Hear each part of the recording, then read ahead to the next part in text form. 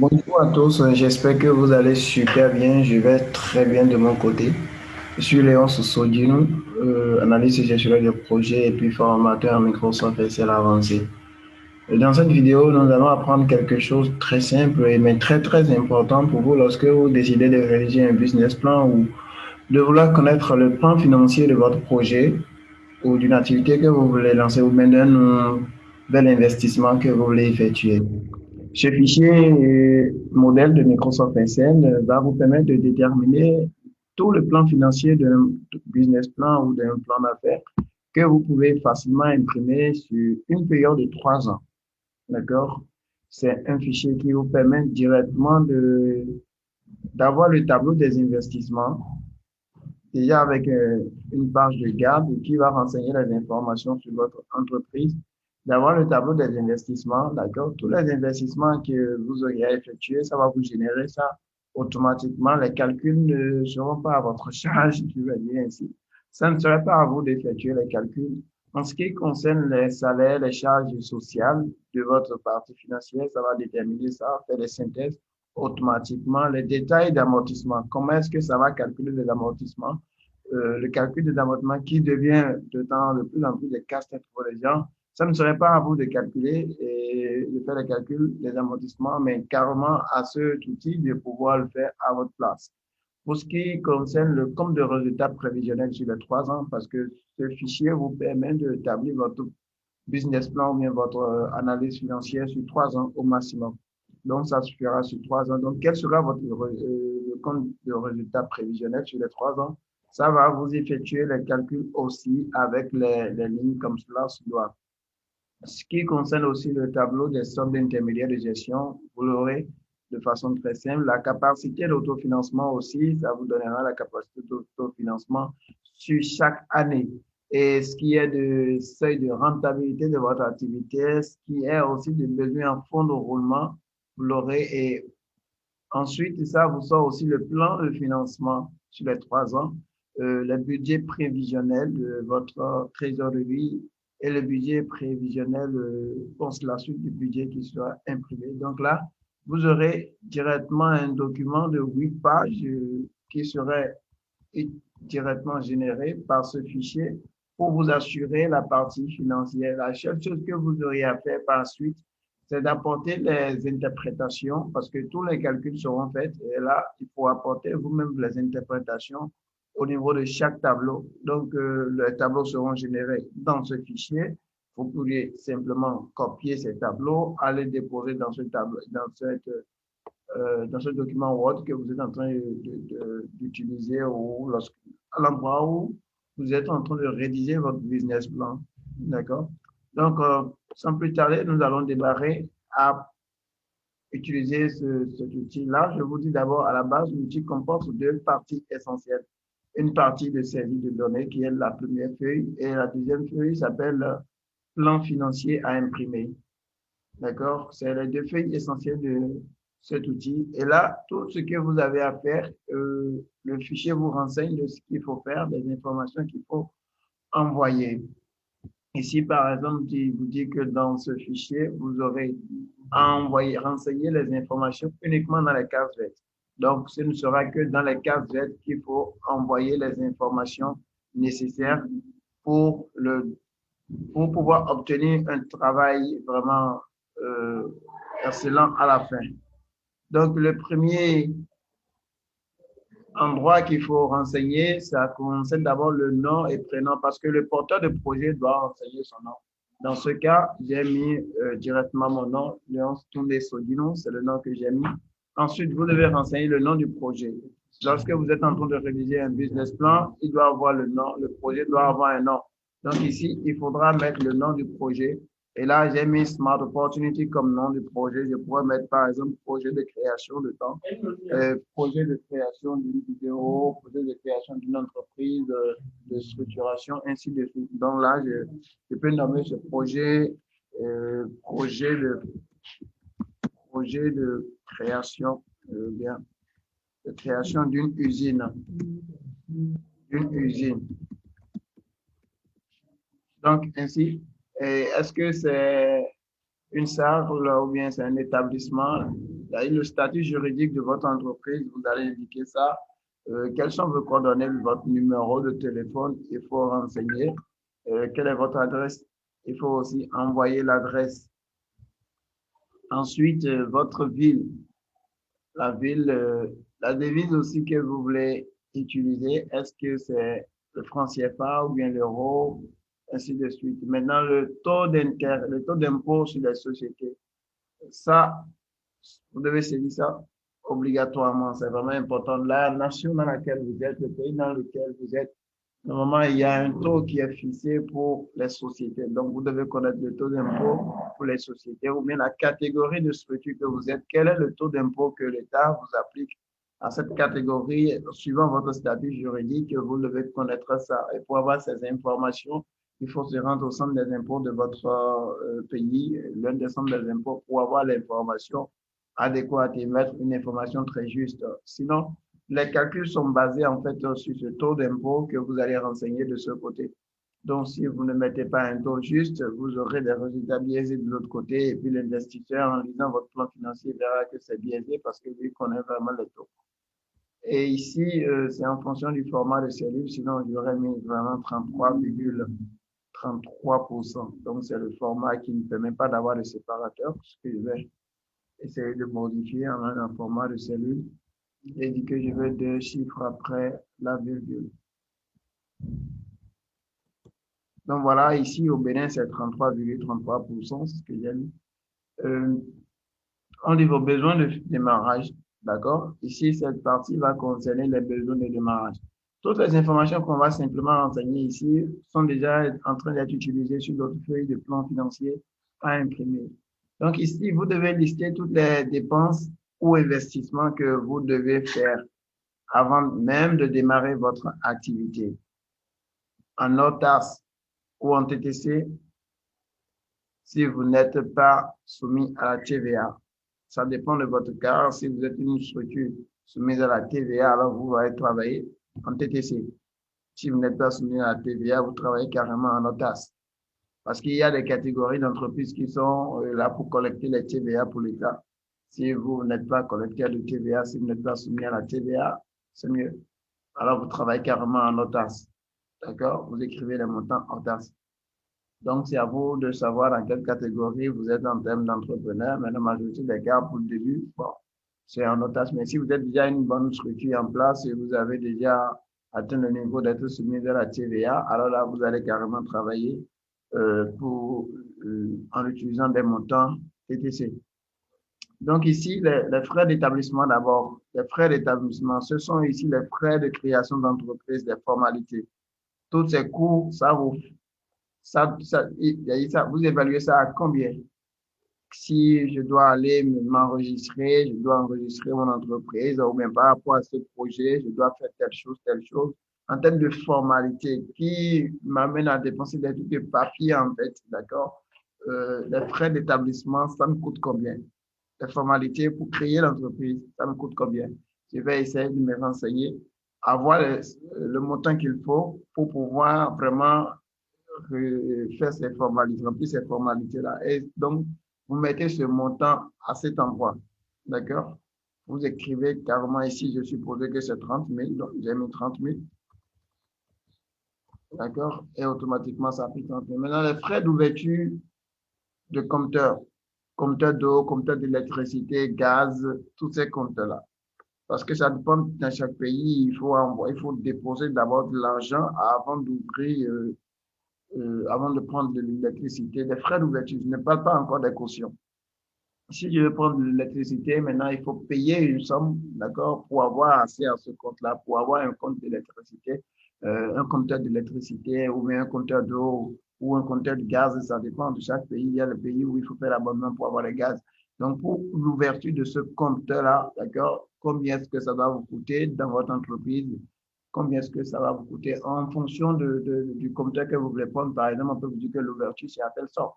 Donc, il faut très bien se renseigner, prendre ces montants et pouvoir déposer ici.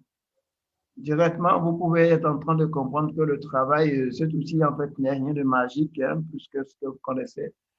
toujours il y a en amont un travail qu'il faut faire, c'est d'aller chercher les informations que vous allez simplement lui donner et puis, comme c'est un tableur de traitement de données, il va traiter les données pour vous sortir les informations qu'il faut.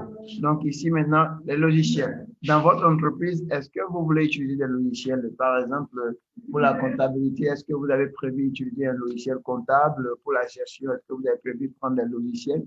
Si vous avez prévu prendre des logiciels, par exemple des logiciels chez nous, vous pouvez prendre des logiciels chez nous, des logiciels de gestion de stock, vous pouvez acheter ça chez nous. Donc ça dépend aussi de l'activité que vous voulez faire. Est-ce que vous avez prévu vraiment prendre un outil, prendre des logiciels pour pouvoir travailler ou bien prendre encore des formations? Voilà. Par exemple, vous voulez avoir des formations en gestion de pages de site web parce que votre projet est carrément numérique, mais à la base, ce n'est pas votre domaine. Est-ce que vous avez prévu prendre des formations dans votre activité? Si vous avez prévu prendre des formations, alors là, oui, vous allez dire que nous avons besoin de prendre des formations. Et ces formations vont vous coûter combien? Parce que ce sont des investissements qu'il faudra faire au démarrage. Avant de démarrer l'activité, d'accord, il faut vraiment que vous vous formiez et il faut que vous ayez les logiciels qu'il faut si vous l'avez vraiment prévu. Maintenant, s'il n'y a pas de ces montants, là, c'est carrément zéro. Vous voyez, s'il n'y a pas, c'est carrément zéro, mais s'il y a ce besoin, vous allez directement mettre cette information. Maintenant, les dépôts de marque, les brevets, les modèles, les frais de dépôt d'enregistrement, combien est-ce que ça vous coûte? Pas en fonction de l'activité que vous voulez faire. Parce qu'il y a des activités, vous n'avez pas besoin de payer ces frais-là. Mais voilà, je suppose que vous voulez créer une marque de production d'une entreprise qui va produire du jus et puis c'est votre marque. Les frais de dépôt de marque, les brevets, d'accord? Combien est-ce que ça vous coûte en fait ces frais-là? Est-ce que vous voulez vraiment passer à ce niveau-là? Et alors là, combien est-ce que ça va vous coûter dans le projet? Pour ce projet, combien. Là, ce sont des informations, des prix, en fait, qui ne dépendent pas vraiment de vous. Ce prix, par exemple, de dépôt de marque, c'est une information que tout le monde peut avoir en allant dans cette structure ou institution disposée pour pouvoir offrir ces services-là. Donc, essayez, faites de votre maximum en mettant des prix très justes à ces endroits parce que l'investisseur peut avoir ces informations, en fait. Vous voyez, l'investisseur peut avoir ces informations. Ça, il n'y a pas vraiment à négliger alors la précision que vous renseignez à cet endroit.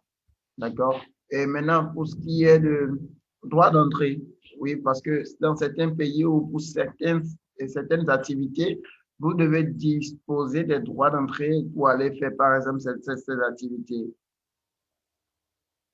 Est-ce qu'il faut payer certaines sommes avant de se lancer dans ces activités? Est-ce qu'il faut vraiment, par exemple, je suppose que vous voulez créer une entreprise de gardiennage. Il faut payer des droits d'entrée sur ce marché. D'accord? Ou bien est-ce qu'il y a un réseau, voilà, un réseau, je suppose, que vous voulez exercer dans le domaine de la pharmacie, par exemple, dans le domaine de la pharmacie. Est-ce qu'il ne faut pas d'abord intégrer l'ensemble collectif des pharmaciens de votre pays, chose qui est très important parce qu'il y a une organisation en cours, tout ça là. Donc, il faut payer des droits d'entrée à ce niveau. Combien est-ce que ça vous coûte dans le cadre de votre projet? Si votre projet ne nécessite pas de droits d'entrée, il n'y a pas de problème. Maintenant, achat de fonds de commerce ou part. Ici, c'est dans le cas où vous êtes en train de reprendre une entreprise. Si votre projet n'est pas de reprendre une entreprise, de créer, là, il n'y a pas de problème.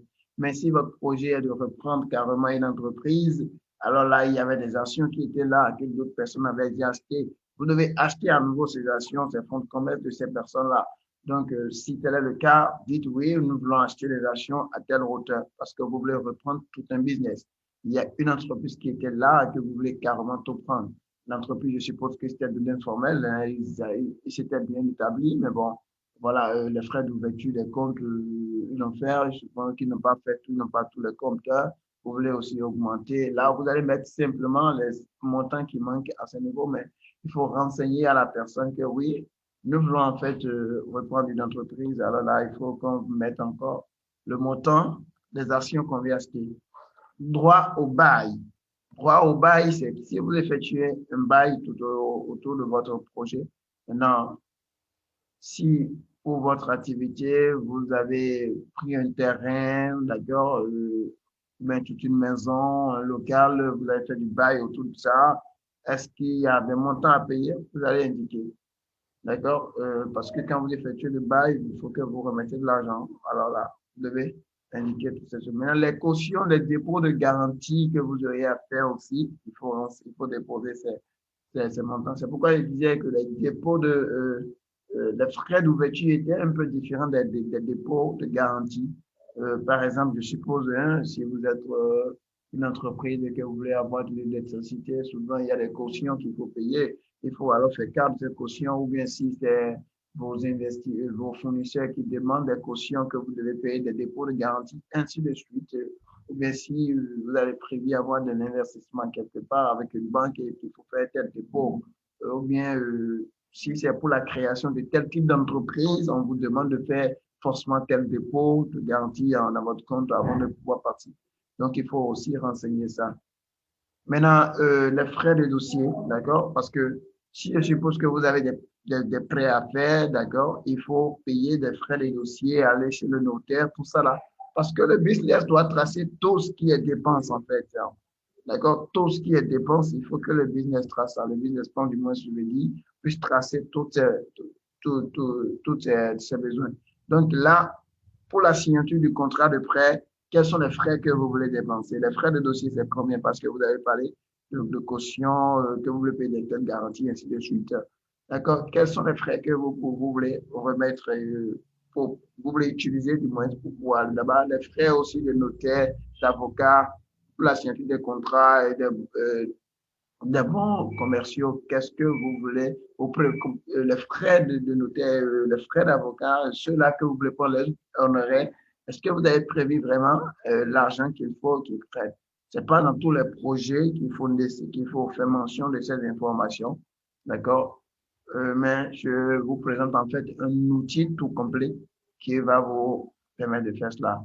S'il arrivait qu'il y a une information que vous n'avez pas renseignée, c'est très simple. Il faudra, après avoir copié le tableau de l'autre côté dans votre fichier Word, supprimer simplement ces lignes.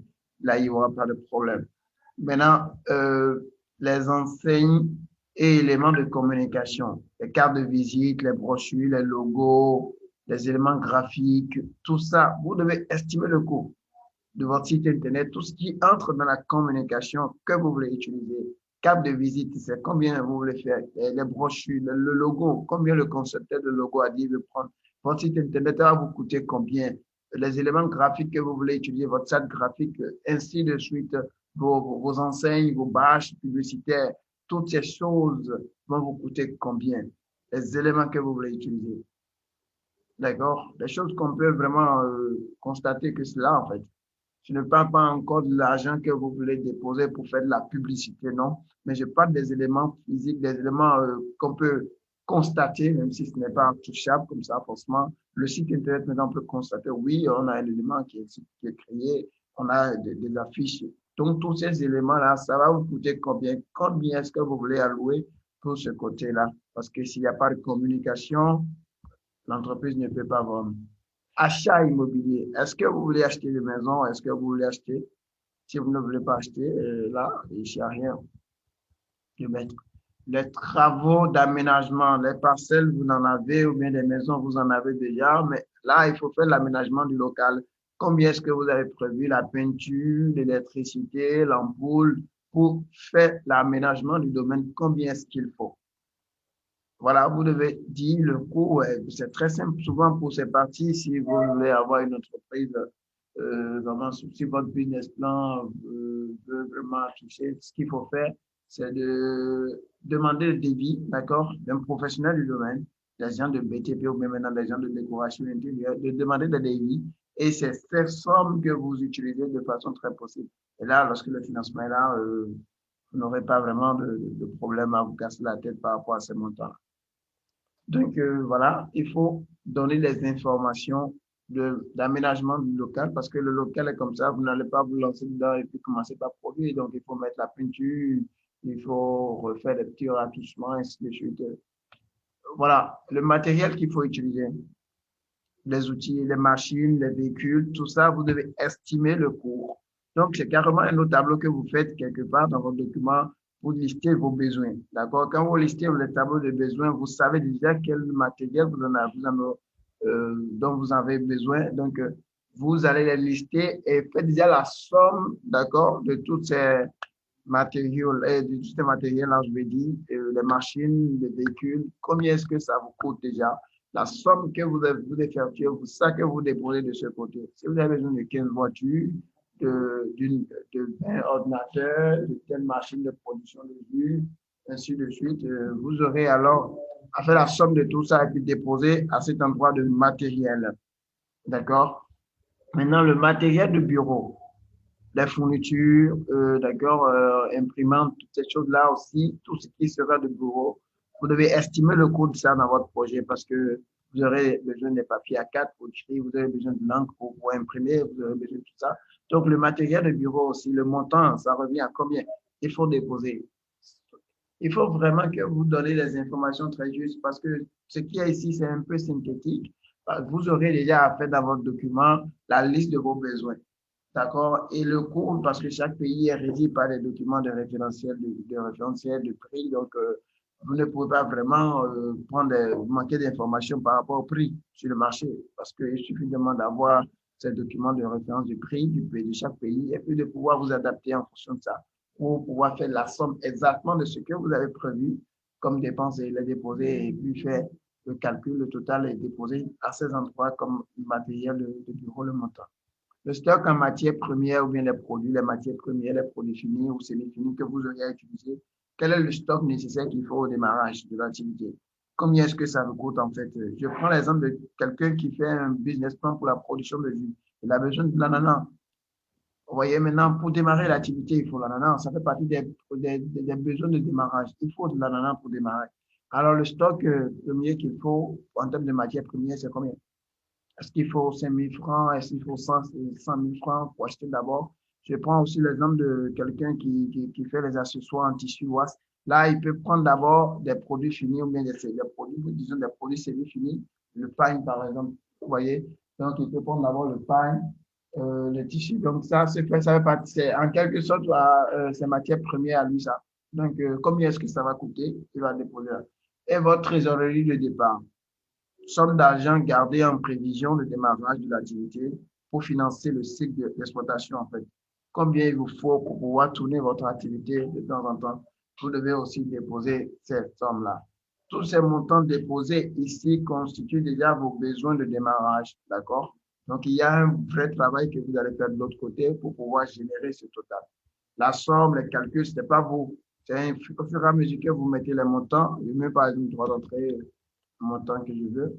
Au fur et à mesure que vous mettez les montants, que les calculs se font mis à jour ici. Et directement sur le plan financier, le tableau de financement est déjà établi en fonction des éléments que vous avez mis de ce côté dans vos besoins. Quand je viens sur le plan à imprimer, vous pouvez voir maintenant les investissements et financements. J'aurai directement le montant de chaque partie qui est déjà renseigné comme cela se doit. Ce que vous avez renseigné de l'autre côté est déjà ici. Et lorsque je désire maintenant de copier ce tableau d'investissement de l'autre côté, après l'avoir sélectionné, je vais carrément supprimer après les lignes qui n'ont pas d'entrée, ouais, parce qu'il n'y a pas de truc de frais d'entrée de notaire chez moi, ainsi de suite. Donc voilà cette partie qui concerne le tableau de financement et des investissements, qui est là de tout à l'heure directement généré. Maintenant, pour ce qui concerne le financement, pour ce qui est du financement, voilà les autres parties qui restent. Durée d'amortissement des investissements. C'est obligatoire. Vous devez dire sur combien d'années vous voulez amortir tous les investissements que vous avez effectués parce que bon, c'est pas tout, hein, mais il y a des choses qu'il faut amortir dans l'entreprise, d'accord? Donc, il doit avoir une durée donnée pour pouvoir amortir. Donc, vous devez renseigner à l'outil que oui, c'est sur 5 ans, c'est sur 10 ans, c'est sur 3 ans, c'est sur 2 ans que je vais amortir les investissements que j'ai effectués. Alors, pour la partie de financement de vos besoins, vous devez indiquer l'apport personnel ou familial, combien est-ce que vous avez apporté dans le projet, l'apport en nature, d'accord, ou s'il y en a un, bon, voilà, c'est déjà une machine de production de jus, voilà, l'apport en nature, je veux le montant de cette machine. Bon, voilà, c'est une maison que j'ai déjà. Voilà, je mets le montant du, j'ajoute au montant de la machine le montant de la maison. D'accord? Maintenant, s'il y a des prêts, je viens ici pour modifier prêt 1, je modifie, je mets l'information qu'il faut. Je peux mettre directement banque Smart. Banque Smart. Combien est-ce que je vais prêter chez Banque Smart? Je prévois prêter un truc de 500 000 chez Banque Smart. Et à quel taux? Et ici, je vais payer ça sur combien de mois? Sur combien de mois je vais les payer? D'accord? Sur combien de mois je vais les payer? Le prêt aussi. Voilà, si vous n'avez pas encore de prêt chez une banque, il n'y a rien de mettre. D'accord? Il n'y a rien de mettre. Le taux que chaque banque vous propose, vous le mettez ici. Parce que ce sont ces informations qui vont permettre d'avoir votre taux de rentabilité interne. D'accord? Ou bien de dire si le projet est rentable ou pas. Sur combien de mois, toutes ces informations, vous essayez de les déposer. Maintenant, s'il y a des subventions que vous avez eues, vous mettez aussi le montant des subventions et qui est-ce qui vous a subventionné, et ainsi de suite. S'il y a autres informations, vous mettez. D'accord? Le total doit être égal au total des tableaux précédents. Voilà. Tout ce qui est l'investissement ici doit être égal à ce qui est ici. Maintenant, si vous n'avez pas encore le financement, cela ne veut pas dire ça. Ça peut être des financements sollicités, en fait. Oui, ça peut être des financements sollicités. Vous pouvez mettre sollicitation ici. Et là, vous mettez à quel taux vous pensez pouvoir accepter ce prêt-là. Ou bien si c'est une subvention, vous voulez, vous mettez carrément. Mais on voit directement dire ce que vous-même vous avez. D'accord? Il faut que le total qui est ici soit forcément égal à ce qu'il y a de l'autre côté. C'est important. C'est vraiment important parce que votre besoin, vous avez listé ici. Il faut que le financement soit capable d'être égal à votre besoin. Si vous rédigez le business plan et que ce n'est pas égal, c'est qu'il y a un problème. Donc, à un moment donné, il y aura des problèmes. Hein. Donc, ce que j'ai mis ici, j'enlève. Vous voyez? C'est parce que le total avait dépassé que vous avez eu l'information qui est ici. Quand je mets, il dit ici que le total, ça vous informe directement en fait. Vous dit que le total doit être égal de revoir, de modifier les chiffres. Si ce n'est pas égal, c'est qu'il y a un problème. Donc là, l'information ne vient pas. Maintenant, pour ce qui concerne les charges fixes, donc je reviens d'abord pour la partie financement. Automatiquement, les informations déposées ici, le tableau de financement a été formé de ce côté automatiquement. Vous voyez, le tableau de financement aussi est déposé là automatiquement. Maintenant, pour ce qui concerne les charges fixes, ici, vous allez lister vos charges courantes, d'accord, récurrentes, les charges en notas, je vous l'avais déjà dit, ou bien en TTC. Donc, les charges, vous allez les lister sur chaque année. Ce n'est qu'une prévision, hein, d'accord, mais une prévision vraiment prévisionnelle. Donc, ici, il faut envoyer les informations qui concernent les assurances que vous avez à faire. D'accord? Assurance moto, assurance voiture, assurance santé ou bien assurance sécurité. Si votre activité nécessite des assurances, faites le montant qu'il faut pour l'année et déposez ça là. D'accord? Les charges fixes concernant le téléphone ou bien l'Internet, combien est-ce que vous pensez dépenser par an sur l'Internet ou le téléphone? S'il y a autre abonnement que vous voulez faire, par exemple, vous vous abonnez chez nous pour vous assurer la communication, la publicité.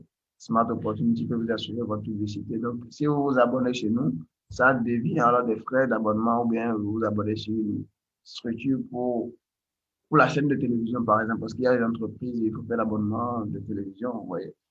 Donc, s'il y a d'autres abonnements, vous mettez les montants à cet endroit, d'accord? Le carburant, combien est-ce que vous voulez dépenser pour carburant, la bonne carburation, combien est-ce que ça va vous coûter pour l'année 1, et ainsi de suite pour l'année 2. Parce que rappelez-vous, ce plan financier s'est établi sur 3 ans. Donc, vous envoyez les informations, ainsi de suite.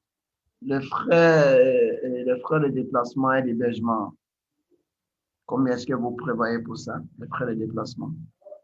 Parce que c'est différent de carburant. Hein. Parce que vous allez envoyer des gens en mission, peut-être vous allez à vous déplacer, à rester à tel endroit, ou bien héberger je suppose que c'est un bar, héberger des serveurs, par exemple, des serveurs, je veux dire, ainsi de suite. Maintenant, l'eau, l'électricité, combien est-ce que vous pensez payer par an en termes de facture d'utilisation d'eau, d'électricité? Ce que vous avez renseigné de l'autre côté en termes de besoins, c'est pour l'établissement. Mais ici, c'est pour ce que vous aurez à utiliser, vos charges, en fait, que vous allez supporter. Vous pensez qu'avec votre activité, vous pouvez utiliser, par exemple, 10 000 francs d'électricité par mois, je dis n'importe quoi. Donc, sur l'année, ça fait 10 000 fois 12, ce qui vous fait un truc de 120 000. Donc, l'électricité seule, ça vous prend 120 000. L'eau, combien est-ce que ça prend? Gaz, combien est-ce que ça prend? Vous faites la somme de ça, vous déposez à cet endroit. Les mutuelles, est-ce que vous aurez des mutuelles à participer à des mutuelles, à faire des cotisations à des endroits donnés en termes de charges? Vous allez aussi les déposer là, des fournitures diverses. Est-ce qu'il y a des choses que vous devez acheter chaque fois en termes de fournitures pour pouvoir travailler avec? L'entretien, le matériel, les vêtements. L'entretien de vos matériels, combien est-ce que ça va vous coûter chaque année? Si vous avez des machines pour faire l'entretien, combien est-ce que ça va vous coûter? Ce sont des charges qu'il faut supporter en fait. Pour ceux qui travaillent dans votre structure, est-ce que vous imposez d'avoir des vêtements pour eux et alors s'ils ont des tenues, alors ces tenues-là, il faut des charges que vous devez supporter, ce n'est pas eux qui vont acheter ça. Si vous n'êtes pas dans la production de jus, je dis, ce que les blousons que les gens doivent porter, c'est vous qui devez l'acheter. Donc, ce sont des charges pour vous. Combien est-ce que ça vous coûte l'année? Le nettoyage maintenant des locaux, ça va aussi vous coûter. Est-ce que c'est vous-même qui allez le faire? Hein? Je ne sais pas si c'est vous-même. Alors là, si c'est 0 francs, vous mettez 0, mais il y aura toujours du nettoyage à faire. Il faut acheter néanmoins les détergents, ainsi de suite, pour pouvoir faire ça chaque carrément prendre une agence de nettoyage. Combien est-ce qu'ils ont dit l'abonnement l'année? Combien ça vous coûte? Vous mettez directement ce montant à cet endroit-là. Maintenant, ce qui concerne le budget de publicité et de communication. Vous avez déjà les éléments de communication. Maintenant, il faut les faire fonctionner. Donc, pour ça, il faut un budget qui va être alloué à la communication, à la publicité, parce que sans vous faire connaître, vous ne pouvez pas faire entrer les chiffres. Donc, pour ça, combien est-ce que vous avez prévu chaque année à dépenser dans la publicité, dans la communication? Loyer et charges locatives. Combien est-ce que vous avez prévu de payer chaque mois, chaque année, si vous avez vraiment des charges locatives, d'accord? Si vous n'en avez pas, il n'y a rien de mettre. Expert comptable ou avocat, parce que parfois, vous n'avez pas la possibilité d'embaucher un avocat pour être directement celui qui défend l'entreprise, mais vous avez la possibilité d'avoir des avocats en sous-traitant chez vous. Combien vous pensez pouvoir payer à ces avocats ou bien l'expert comptable? Combien est-ce que vous prévoyez payer pour ces services-là en fait? Ce n'est pas des agents que vous avez recrutés parce que vous ne pouvez pas vraiment supporter au démarrage de votre activité les frais. Mais lorsque les besoins se feront ressentis, combien avez-vous prévu pour ce cas de problème? Les frais bancaires et terminal, les cartes bleues, ainsi de suite, les cartes Visa que vous utilisez pour travailler, combien est-ce que ça coûte en termes de prélèvement chaque année pour vous? Vous devez mettre ces montants là. Parce que les charges que vous supportez, les taxes et impôts locaux. Maintenant, autre charge, s'il y a d'autres charges, vous pouvez essayer de les mettre ici en ajoutant, d'accord, les libellés ici, d'accord, par exemple.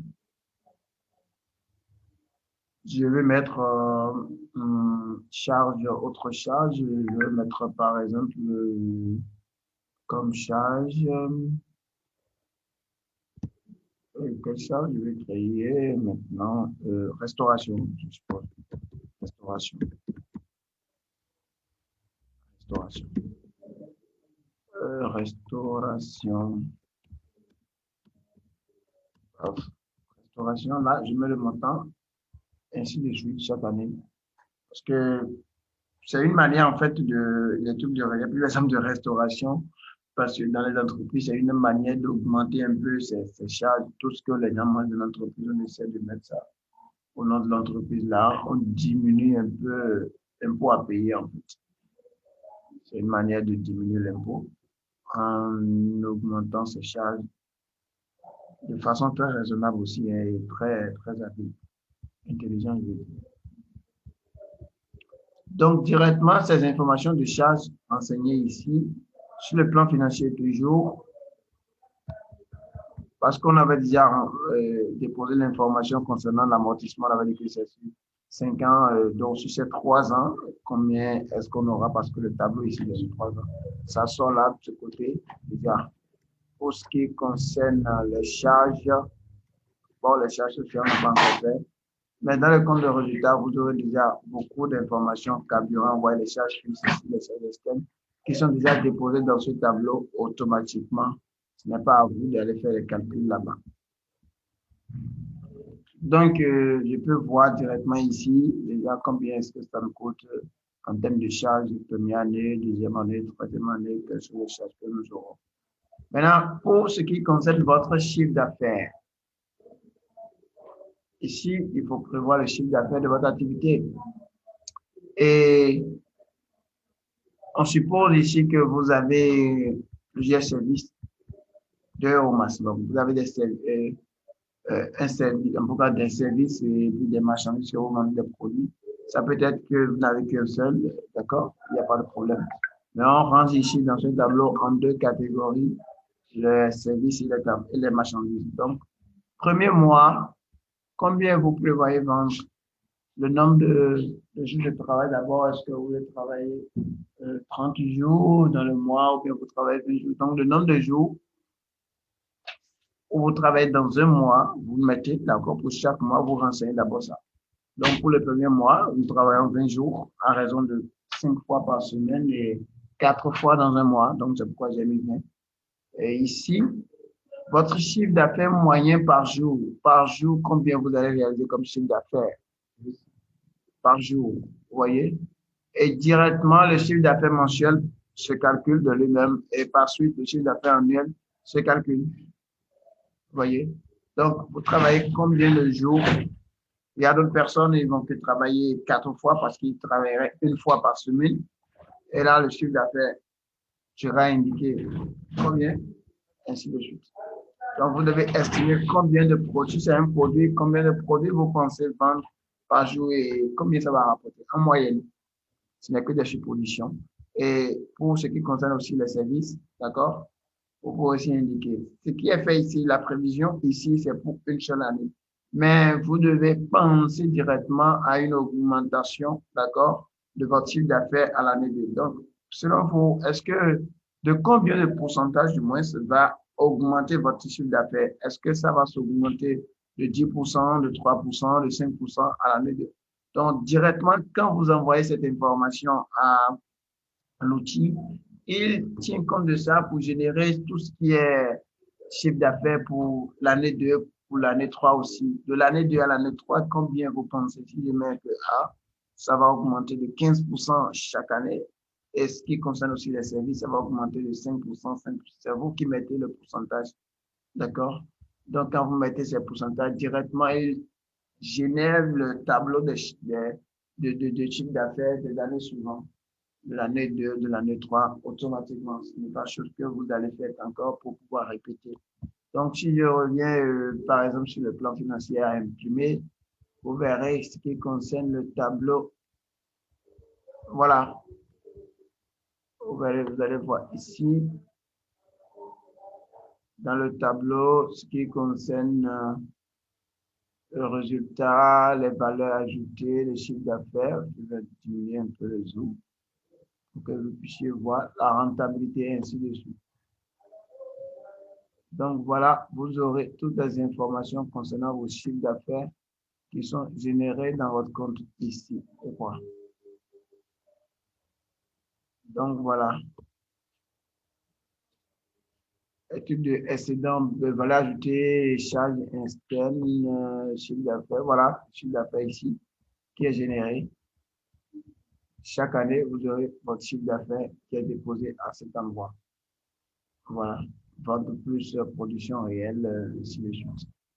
Donc, ici, vous avez fini avec les charges. Le 5e point, c'est ce qui concerne les charges variables.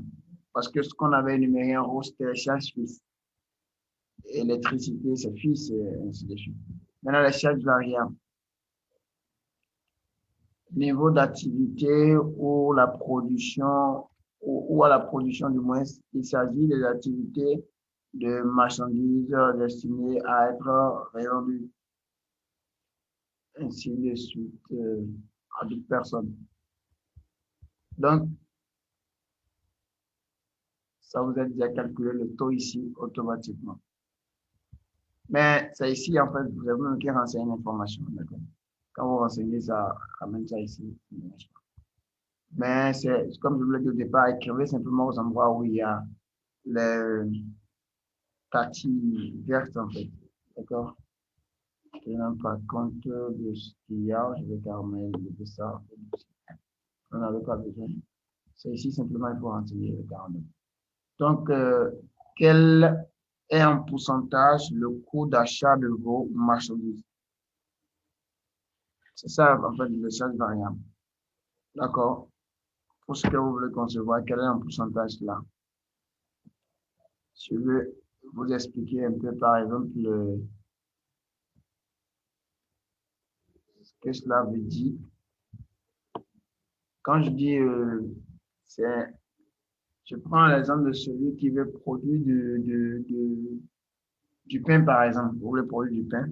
Donc, ce qui concerne les inputs, vous voyez, les inputs, tout ce que vous voulez d'abord prendre en amont, le prix d'achat, en fait, d'accord? Je suppose que vous achetez tous les produits, farine, tout ça, classe que vous utilisez pour pouvoir travailler.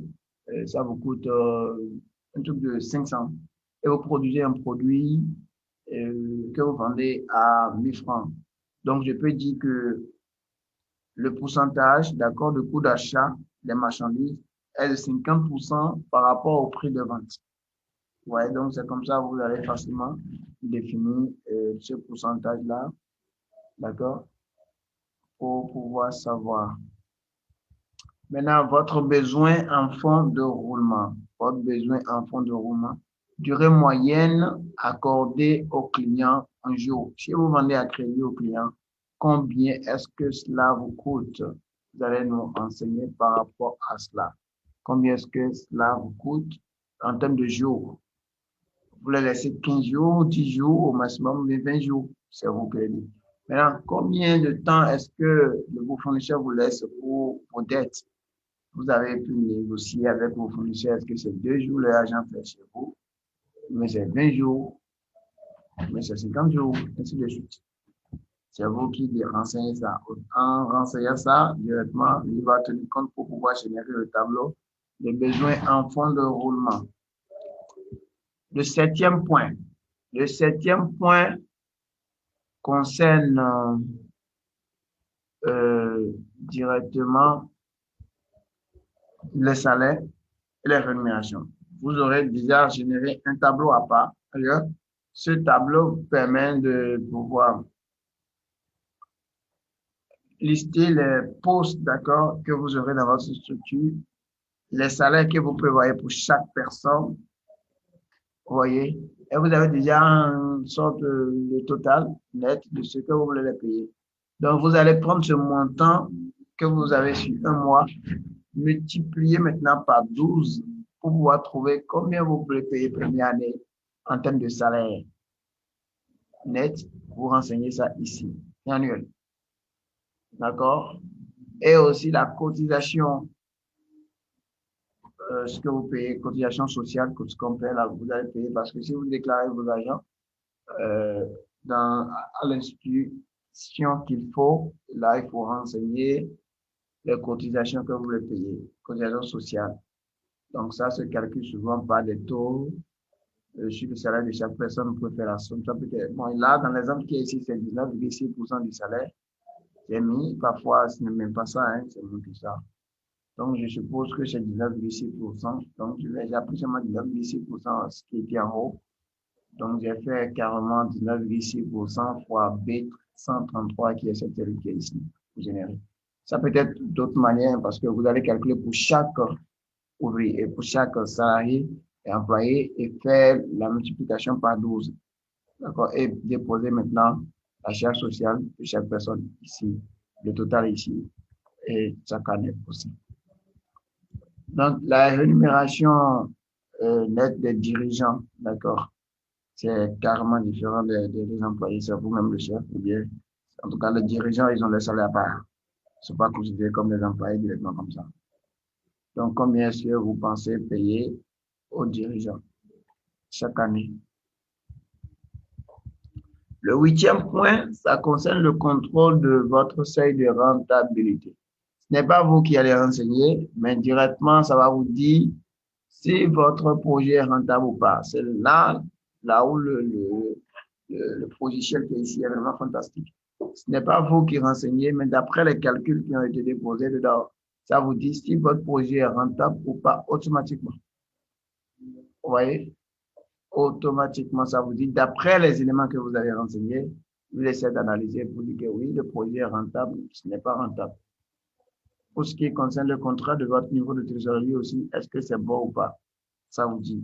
Parce que si vous n'avez pas de trésorerie, il y aurait un problème. Donc, vous pouvez voir l'information ici maintenant. Tout ce qu'on vient de renseigner de l'autre côté, génère ce tableau.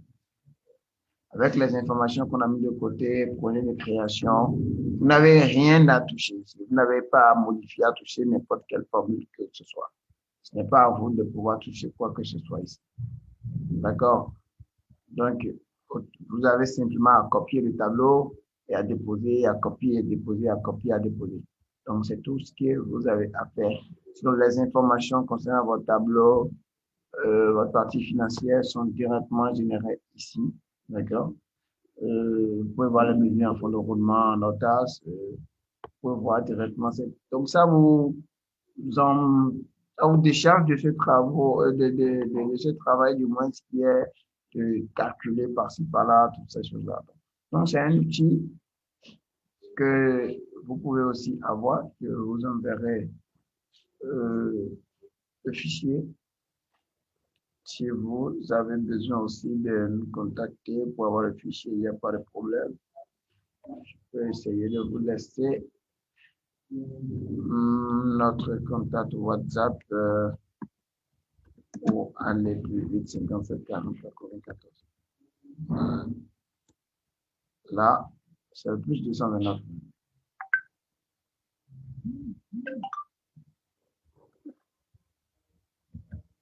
C'est le plus 229.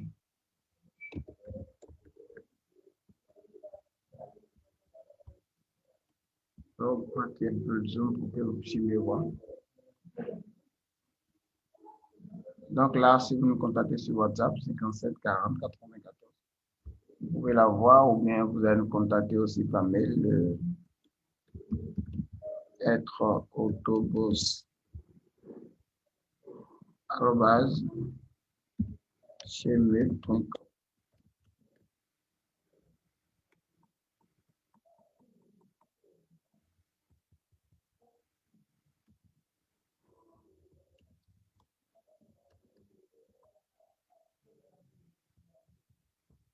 Donc là aussi, si vous nous laissez le mail, on peut vous répondre et vous envoyer le fichier par là. Donc vraiment, merci beaucoup pour votre attention par rapport à cette présentation. J'espère que l'outil va beaucoup vous aider dans la rédaction de vos plans d'affaires et que vous aurez attiré un grand profit de ça. Toutefois, si vous avez besoin d'autres informations, pour nous écrire ou nous contacter et sur WhatsApp, on serait disponible vraiment à vous écrire aussi. Voilà mon mail professionnel et personnel. Vous pouvez aussi me joindre, c'est leonsolim@gmail.com et mon numéro personnel aussi. Donc, pour tout besoin, n'hésitez pas du moins à nous contacter.